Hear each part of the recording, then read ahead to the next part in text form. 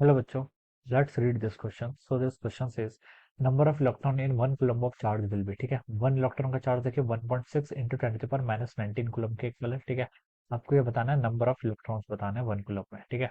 तो देखिए बच्चों, इस क्वेश्चन का की कॉन्सेप्ट आप क्या लिख सकते हैं, the key concept of this question, quantization of charge लिख लीजिए। क्या लिख लीजिए? क्वांटाइजेशन ऑफ चार्ज, ठीक है। क्वांटाइजेशन ऑफ चार्ज देखिए बच्चों क्या बताता है, क्वांटाइजेशन ऑफ चार्ज आपको ये बताता है कि चार्ज आपका क्या है, कंजर्व क्वांटिटी है, ठीक है।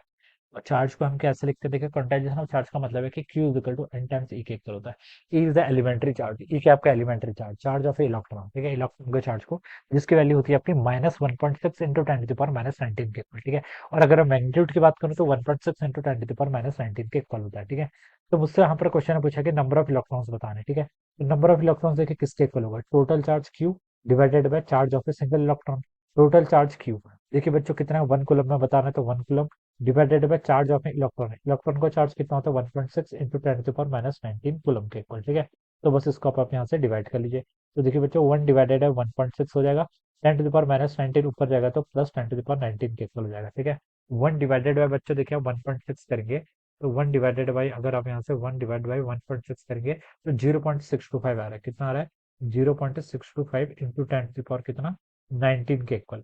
या फिर आप इसको ऐसे लिखते हैं 6.25 इंटू 10⁻18 के इक्वल। तो this must be the number of electrons, ठीक है। तो एक कूलम चार्ज में आपके कितने हो जाएंगे, इतने नंबर ऑफ इलेक्ट्रॉन्स हो जाएंगे 6.25 इंटू 10⁻18 के इक्वल, जो कि देखिए आपको बी ऑप्शन पे क्या कर रखा है, गिवन कर रखा है। So this will be the number of electrons in the 1 coulomb of charge. All right. तो ये क्या जाएगा इस क्वेश्चन का आंसर, आपका right answer. So I hope you all understood this concept. All the best and thank you so much.